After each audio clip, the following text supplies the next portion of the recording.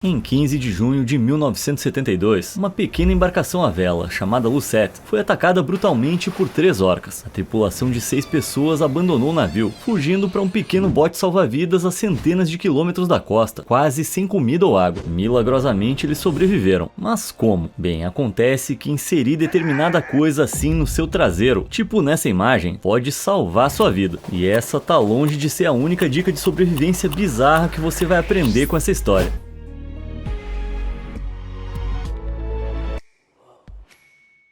Antes de chegar ao naufrágio, precisamos voltar 4 anos a uma pequena fazenda leiteira em Meerbrook, na Inglaterra. Essa fazenda comum era o lar de Dougal e Lynn Robertson e os seus 4 filhos, Anne, de 16 anos, Douglas, de 14 e os gêmeos Neil e Sandy, de 9 anos. Num domingo ocioso, a família inteira estava reunida escutando rádio, ouvindo uma reportagem sobre o velejador Robin Knox Johnston, que estava numa jornada para ser a primeira pessoa a velejar sozinha ao redor do mundo. Foi aí que Neil falou: "Papai é marinheiro, por que não velejamos ao redor do mundo também?" Esse comentário inocente ficou gravado na mente de Dougal. Seu filho estava certo. Dougal havia servido na Marinha Britânica durante a Segunda Guerra, mas se aposentou depois de casar com Lynn e de terem se estabelecido há quase 2 décadas. Infelizmente, a vida como fazendeiro não tinha saído como ele esperava. Eles estavam constantemente lutando para pagar as contas, e Dougal estava preocupado que seus filhos estivessem sendo sufocados pela criação rural. Foi aí que, de repente, uma ideia ousada tomou forma. E se eles abandonassem a fazenda e fizessem uma viagem em família ao redor do mundo? Menos de 2 anos depois, Dougal vendeu a fazenda da família e usou dinheiro para comprar uma escuna de madeira de 50 anos chamada Lucette. Foi nessa embarcação de 13 metros que eles zarparam em janeiro de 1971. Ao longo do ano seguinte, as crianças foram se acostumando com o mar e se tornaram marinheiros experientes, viajando para lugares como Lisboa, Miami e as Bahamas. Em fevereiro de 1972, Anne deixou o resto da família depois de se apaixonar por um jovem no Panamá. Mal sabia ela que tinha tomado a melhor decisão de sua vida. De qualquer forma, o caroneiro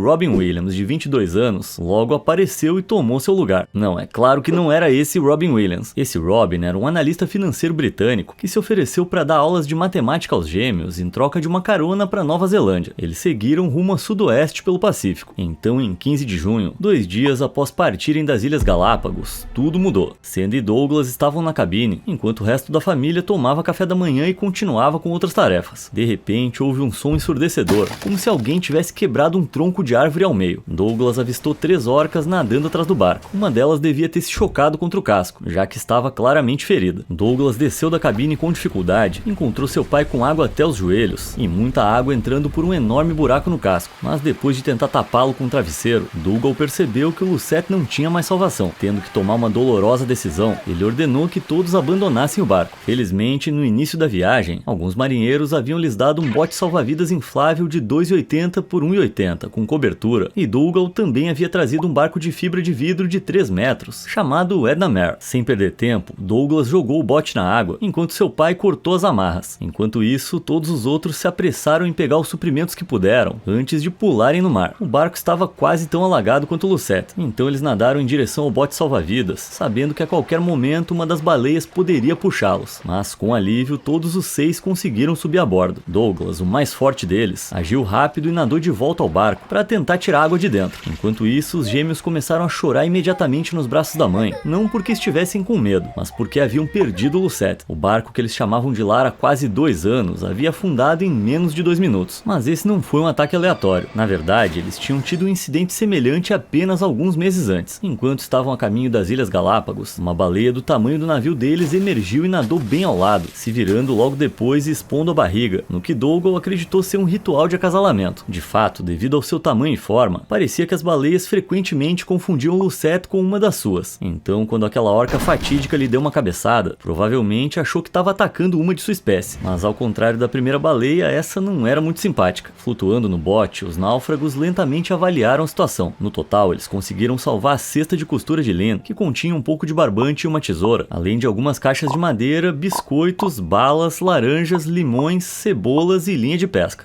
Que maravilha, hein? Limão, cebola cebola e biscoito. Que bela combinação. Felizmente, o bote também tinha um kit de sobrevivência, com sinalizadores, comida e água por alguns dias e uma faca. Não que os sinalizadores fossem ser úteis nessa situação. Dougal sabia que eles tinham afundado a centenas de quilômetros de qualquer rota marítima, então ninguém ia passar por perto para vê-los. Isso significava que ficar parado estava fora de questão. A alternativa era que Douglas, o mais forte deles, esvaziasse a água do barco e remasse 400 quilômetros de volta às Ilhas Galápagos para tentar pedir resgate. Isso seria extremamente difícil, mesmo que a natureza estivesse a seu favor. Mas o problema era que ela não estava. Isso significaria remar contra o vento e contra a corrente oceânica. Mesmo que remasse 10 dias seguidos sem parar, ele não faria muito mais do que remar no mesmo lugar. Não é preciso dizer que ele não estava disposto a seguir esse plano. Então, sem outras opções, eles perceberam que havia uma mínima chance de sobreviver. Agora, se você quer aumentar sua chance de sobrevivência aqui no YouTube, é só clicar nos botões de curtir e inscrever-se, para embarcar no meu bote salva-vidas em meio a esse mar de youtubers que copiam conteúdo. Mas voltando ao assunto, depois de estimar as coordenadas da localização, Dougal propôs que em vez de tentar remar contra a corrente de volta às Ilhas Galápagos, eles tentassem contorná-las. Seguindo para o norte, eles iam navegar por um trecho do oceano conhecido como Calmaria Equatorial. Esse anel ao redor do planeta é onde os ventos alísios de nordeste e sudeste se encontram. Quando colidem, os dois ventos são empurrados para cima, criando tempestades. É claro que é perigoso, mas eles precisavam de água para ter alguma chance de sobreviver. De lá, eles poderiam coletar o suficiente para durar toda a jornada, enquanto navegavam com os ventos de leste até a América Central. Esse plano maluco significaria navegar 1.600 quilômetros de oceano em uma embarcação muito pequena e com pouco mais de uma semana de comida. Parecia impossível, mas era a única chance. É claro que o barco não ia conseguir captar o vento sozinho, então Dougal improvisou um mastro usando 2 remos e pendurou a vela. Isso transformou o barco em um rebocador improvisado que conseguia captar o vento e, depois de ser acoplado ao bote, puxá-lo na direção certa. Apesar dessa vitória, nos dias seguintes as coisas ficaram muito difíceis. Eles não só tinham que racionar a água, tomando apenas um gole por hora, como o movimento do bote no oceano os deixava extremamente enjoados. A única coisa boa é que às vezes, peixes voadores saltavam do oceano e caíam no bote, complementando as suas escassas provisões. Famintos, eles limpavam os peixes, retiravam as escamas e os comiam crus com um pouco de limão. Eles chegavam até a chupar as espinhas até secar e comiam os olhos para absorver o líquido.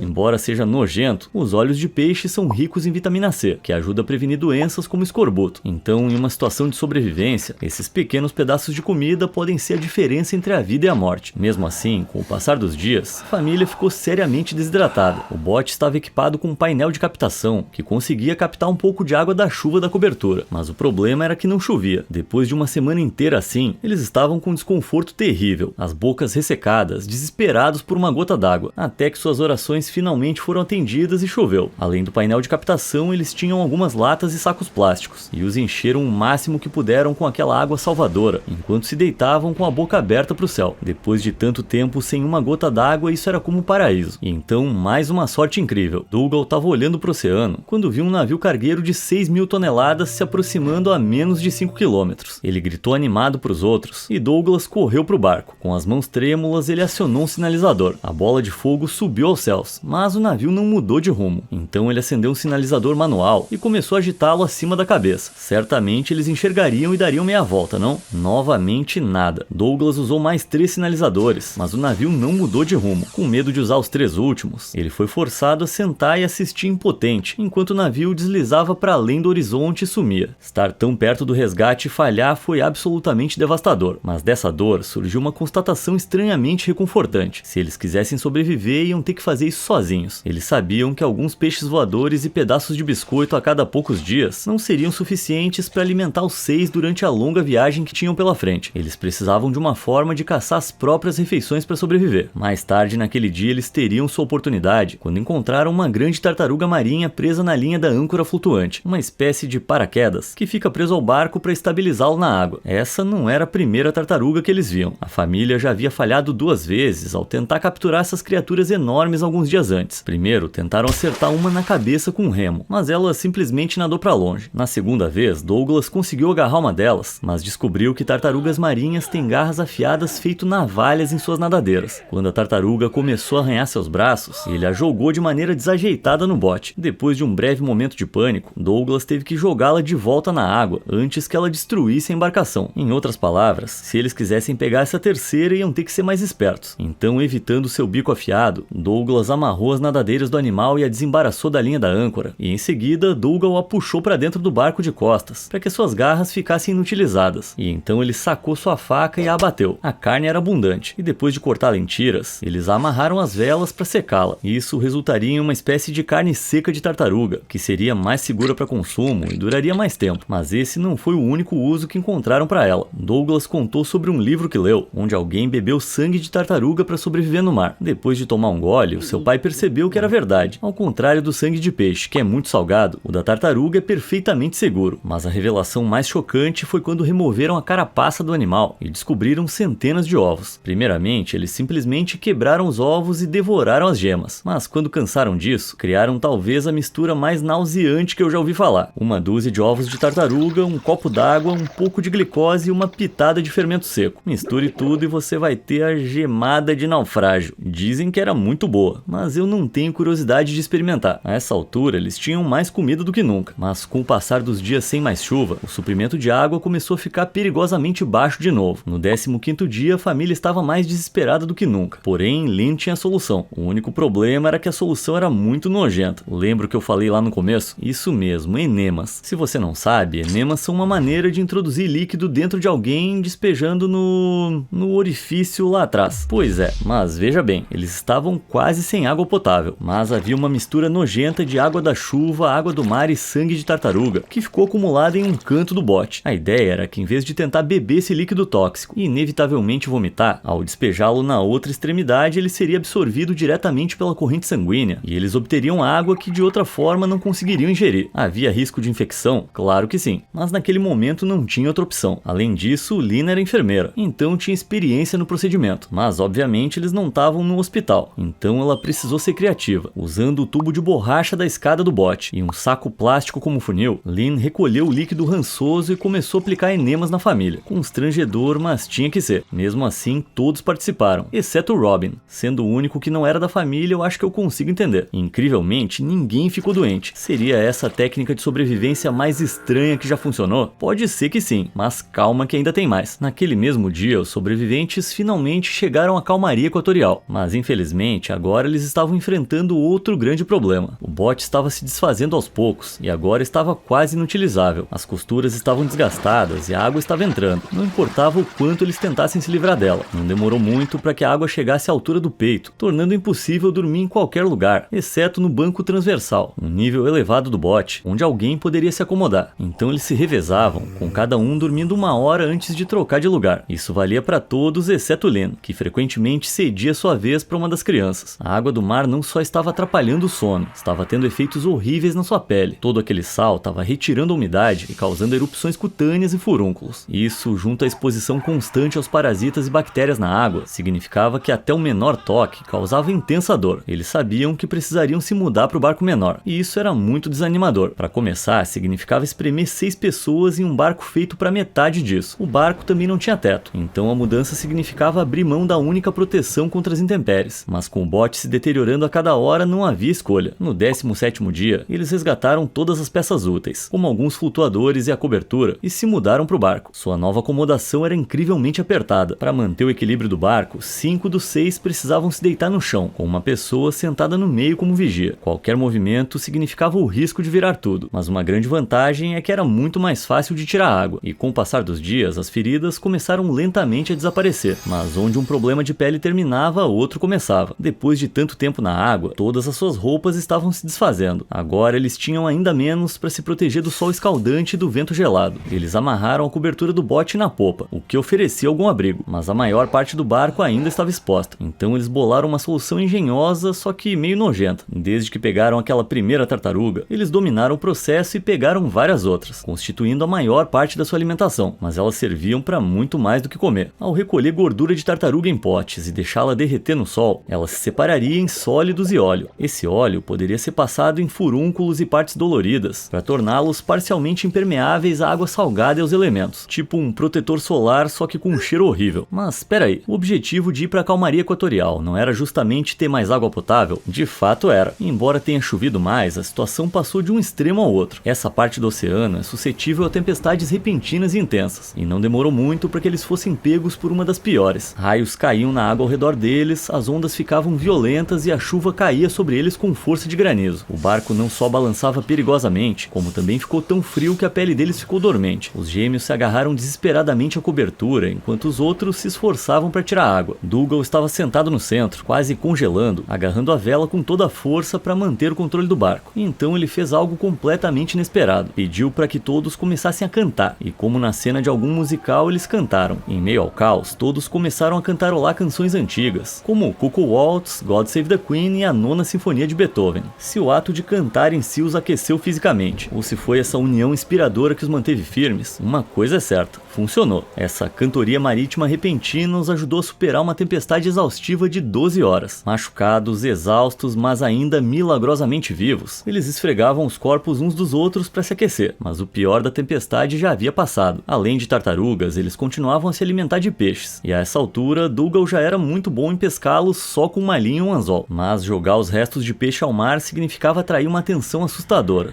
Tubarões. Eles se tornaram um problema tão grande que Dougal certa vez teve que espetar um tubarão que se aproximava com uma lança improvisada, que ele havia esculpido em um pedaço de madeira, mas não ia demorar muito para que a caça se tornasse o caçador. No 29º dia, Dougal avistou outro tubarão por perto. A princípio, ele considerou ignorá-lo, afinal, içar um monstro com a boca afiada para dentro do pequeno barco não parecia o plano mais inteligente, mas algo dentro dele o fez tentar mesmo assim. Dougal sabia que se fosse lento demais, o tubarão ia cortar a linha e fugir com o peixe e o anzol, ou pior ainda, atacar o barco. Então ele esperou até o instante exato em que as mandíbulas do tubarão tocaram a isca e puxou a linha com força. E funcionou. O anzol atingiu em cheio, mas estava longe de acabar. Eles agora estavam em um jogo de cabo de guerra longo, doloroso e extremamente perigoso. O tubarão lutou bravamente para se livrar do anzol, e a linha cravou nas palmas das mãos de Dougal, enquanto ele puxava lentamente a criatura para a superfície. Finalmente o gigante chegou ao alcance, e os outros o agarraram e o puxaram a bordo. Lynn rapidamente enfiou um remo em sua boca, e suas mandíbulas se fecharam ao redor dele, dando-lhes tempo suficiente para acabar de vez com a fera. Depois disso, o ânimo de todos ficou nas alturas. Com essa pesca, eles agora tinham mais comida do que nunca, além dos 5 litros de água no cantil proveniente das tempestades. Mas apesar da boa sorte, eles estavam prestes a viver o seu momento mais sombrio. 2 dias depois, enquanto Dougal puxava uma tartaruga, Robin recebeu a responsabilidade de guardar o cantil de água doce em um lugar seguro. Mas ao puxar a tartaruga para dentro do barco, uma de suas nadadeiras atingiu o cantil, derrubando e derramando todo o conteúdo no barco. Acontece que Robin não prendeu corretamente. Um verdadeiro desastre. De repente, a única água que lhes restava eram alguns litros que haviam coletado em latas, menos da metade do que tinham. Essa perda pesou muito no moral, especialmente no de Robin. Em seguida, eles sofreram 5 dias excruciantes sem chuva, forçados a racionar a água consumindo apenas um gole por dia. Todos começaram a discutir, e a ideia preocupante de que provavelmente não sairiam vivos dali se tornou algo inevitável. Mas 5 dias depois, a chuva finalmente chegou, e foi mais doce do que nunca, com reservas de água fresca. Além do fato de agora terem comida suficiente para chegar à América do Sul, a terra finalmente pareceu ao alcance, e então eles viram algo que nunca esperavam. O dia havia passado tranquilamente, quando ao entardecer, a atenção de Dougal foi atraída por algo no horizonte. Apertando os olhos, ele percebeu que era um navio vindo em sua direção. Uma onda de pânico percorreu o barco, enquanto Dougal se apressava para pegar os sinalizadores. De pé no banco transversal, ele acendeu primeiro. O pequeno navio estava lentamente surgindo no campo de visão, e por outro lado, um grupo de tubarões devoradores de homens também. Será que eles chegariam tão perto só para falhar mais uma vez? Todos lutaram para manter o barco estável, enquanto Dougal segurava o sinalizador o mais alto que podia. Quando não aguentou mais o calor, lançou o sinalizador na água. Depois ele pegou outro que falhou. Justo quando ele estava pegando o último sinalizador, aconteceu algo incrível. O navio começava a mudar de rumo, indo direto em direção a eles. Todos começaram a chorar de alegria. Em 22 de julho, após 38 dias e mais de 1.200 quilômetros à deriva no mar, eles finalmente foram resgatados. O Tokumaru II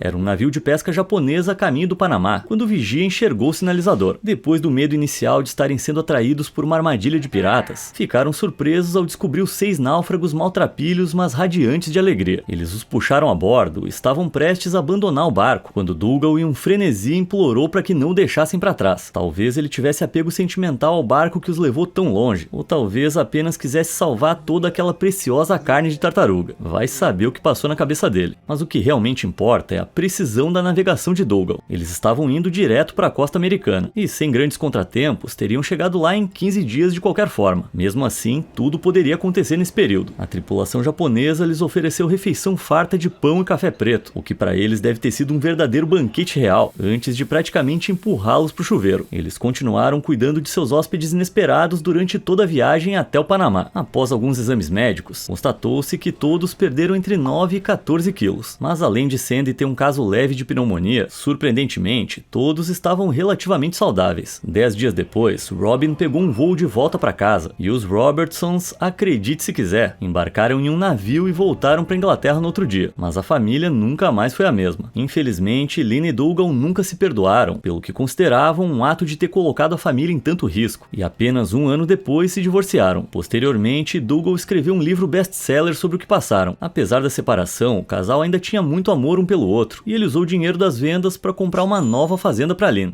E ele também comprou, pasmem, um iate, o qual ele usou para navegar até o Mediterrâneo. E apenas alguns meses depois de voltar à Inglaterra, Douglas se alistou na marinha mercante, e você pensando que os dois iam estar fartos do oceano nessa altura. Enquanto isso, os gêmeos voltavam à monotonia da vida escolar. Embora o naufrágio possa ter acabado com o casamento, transformou todos os sobreviventes, dando a eles uma nova apreciação pela vida. Apesar da separação, a sempre carinhosa Lynn se reconectou com Dougal depois que ele ficou gravemente doente, cuidando dele até seu falecimento em 1991. Ela foi enterrada ao lado dele 7 anos depois. Os demais ainda estão vivos, e volta e meia são entrevistados para falar dessa experiência transformadora, mesmo depois de todo esse tempo. E o seu pequeno barco está em exibição no Museu Marítimo Nacional da Cornualha, na Inglaterra. Mas então, qual foi o principal segredo da sobrevivência? Para essa família foi nunca desistir, não importa o quão ruins as coisas estejam. Mas agora eu fiquei curioso. E você, acha que conseguiria sobreviver se ficasse à deriva? Me fala aí nos comentários e eu te vejo na próxima. Obrigado por assistir.